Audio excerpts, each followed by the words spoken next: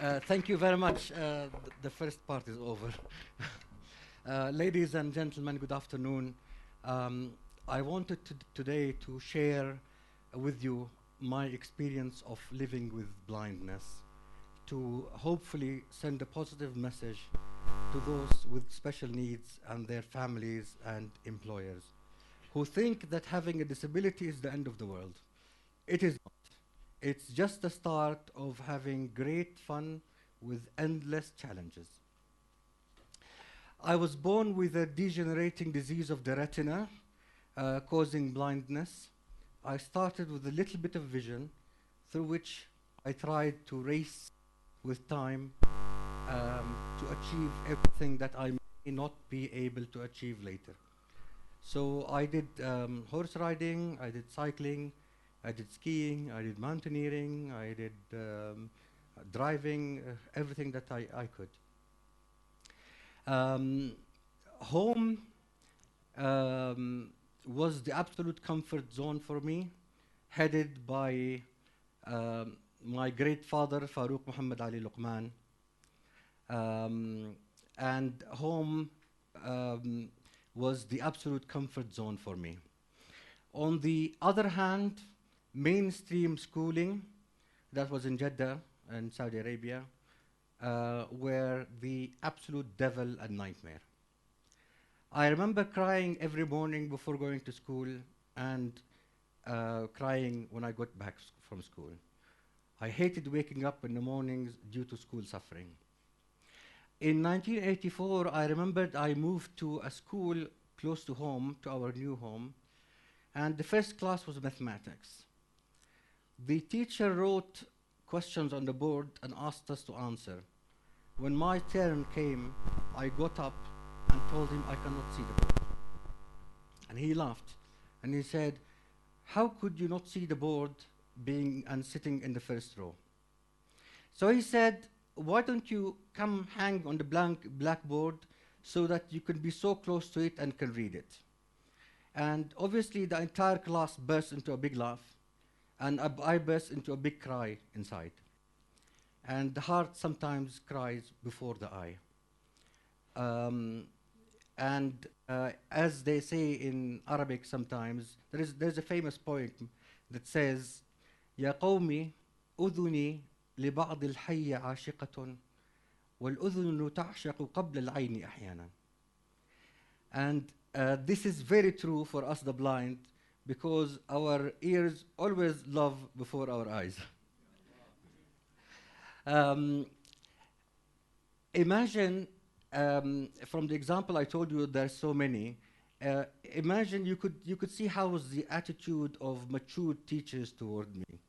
And I can leave it to your imagination to think how was the attitude of kids and teenagers toward me. Despite all that, I finished school with flying colors, together with many awards, such as the best mathematics student, the best musician, and the all-round student. The next stage was university, and I'll tell you how I moved from university to job and back to university. In continuation for my love for challenges, I chose the hardest subject and the hardest university in Europe. I opted to do mathematics at Imperial College of Science and Technology in London, which is one of the hardest colleges. Despite all the challenges, and despite that Imperial and mathematics continue to challenge fully sighted people, I came out of Imperial after only 3 years with an honors degree in mathematics.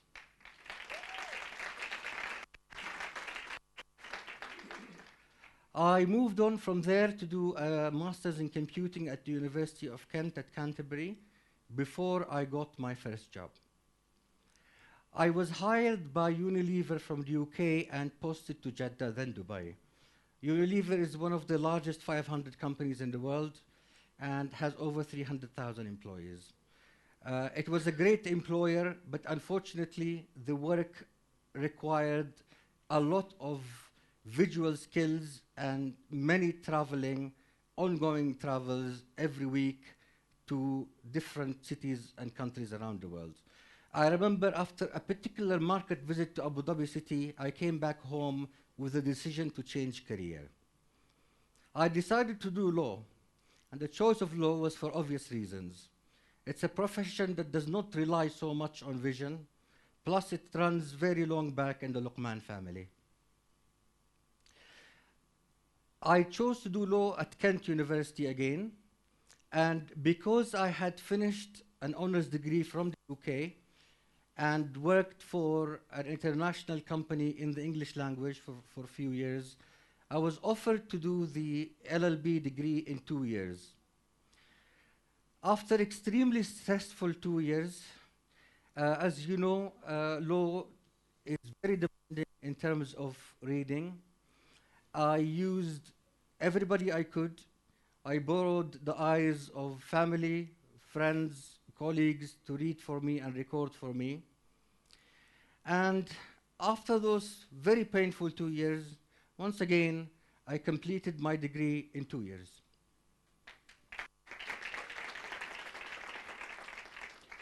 It was then the first job as a blind lawyer. That's the new career.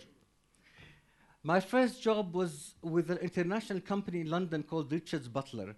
They tried very hard to accommodate me and provide me with all the required facilities. It was great, to be honest. But the big problem was commuting to London. I used to leave at about 7 a.m. in the morning while it's totally dark, raining and snowing, catch a train and then change to another train or more before I got to the office. Was during rush hours, extremely crowded, no seats, people are running, pushing me, stepping on my cane. I'll show you an example. For example, I use this cane to walk. It feels what's in front of me. And people would come and just step over it and break it into two. Another example, I was at the train station one day and I was trying to walk very fast and confident like other commuters do. And somebody suddenly pulls me from the back of my jacket. And before I react, she told me, "You were just about to fall on the track of the train." I would leave office at about 5 p.m. It's already dark in the winter, and the entire ordeal would start again. After that, I decided to return to Dubai, where I got a job with a company called Al-Tamimi and Company, which is the largest Arab law firm in the world today. Life was much easier. Full-time driver, full-time secretary, supportive colleagues, relations, etc. But maybe I fancied a bigger challenge. Before I tell you about that challenge, I will tell you something that I'm often asked. How did I combine the two extremes of mathematics on one hand and law on the other hand? And to be honest, I don't consider it two extremes. Both maths and law require very sharp minds and high levels of logic, accuracy, and meticulousness. Maybe the difference in mathematics, 1 + 1 = 2.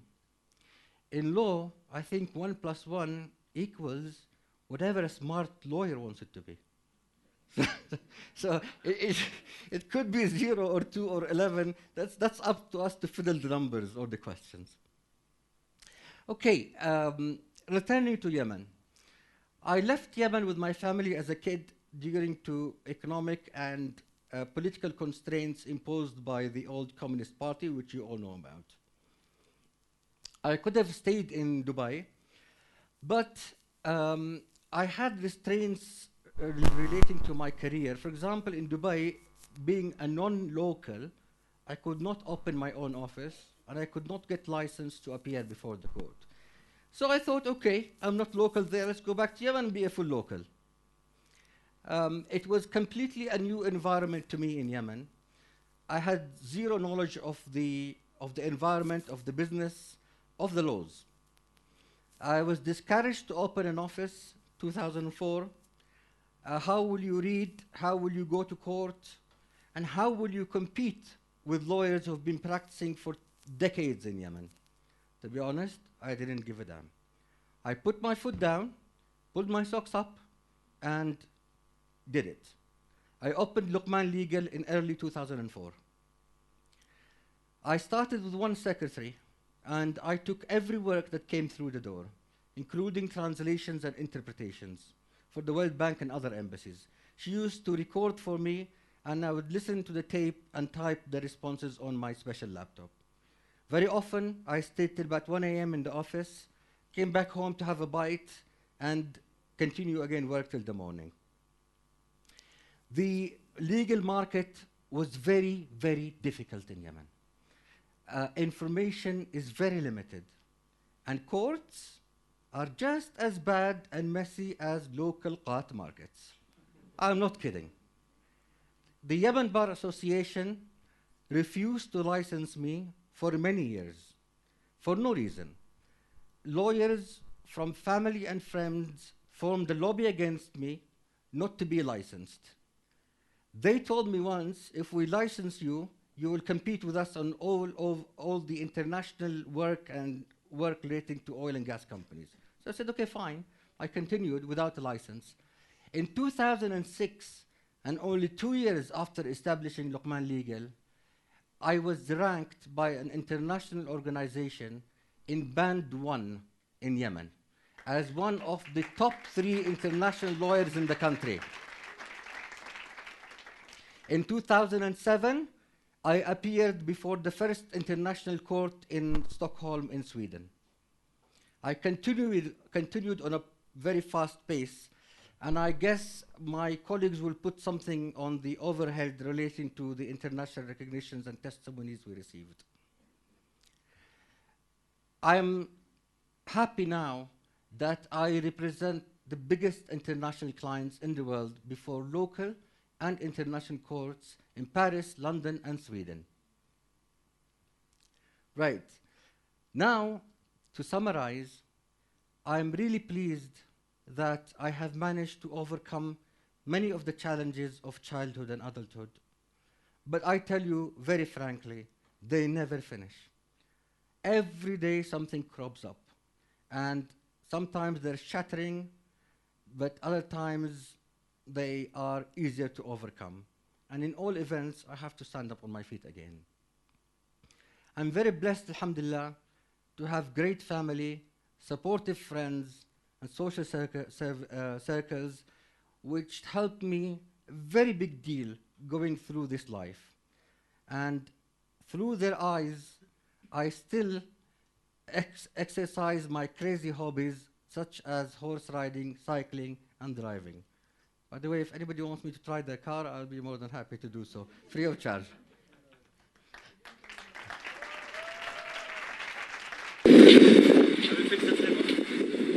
My Like